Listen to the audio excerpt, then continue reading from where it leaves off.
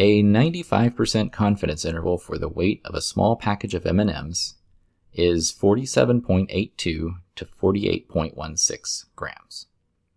Which of the following statements best describes the confidence level? So interpreting what is meant by a confidence interval isn't entirely obvious to students right from the start.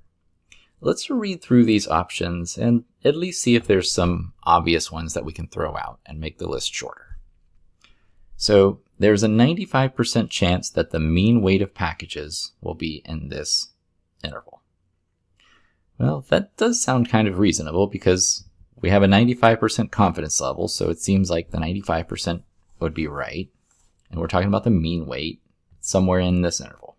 Okay, let's not throw it out. Let's leave it for now. There is a 95% chance that a randomly selected package will be in this interval. Well, it sounds very similar to the first one, but if we just pick a package at random, is it going to be in that interval? Okay.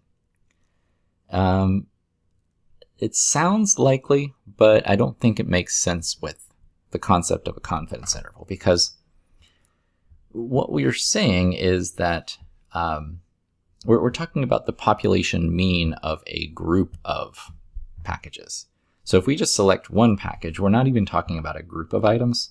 So I think that's safe to throw out because of that reason.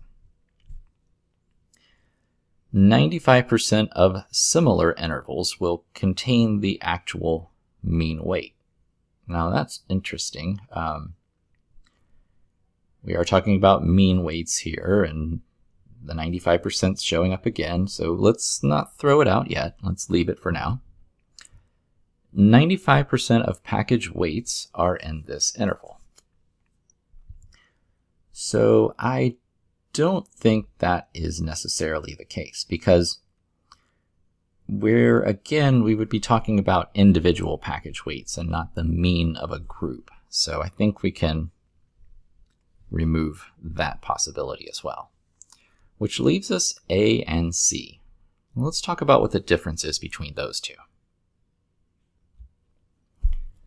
So with confidence intervals, the thing that you have to make sure you understand is that we aren't calculating a probability in this case.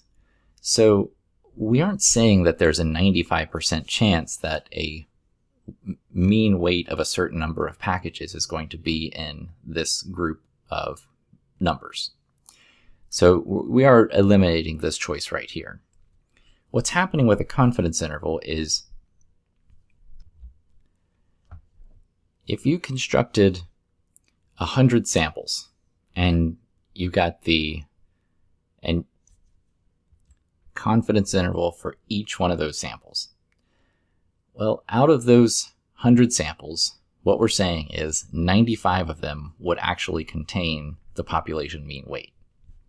It's rather nuanced, I understand, but just understand this is the true way that we interpret a confidence interval, and stick with that.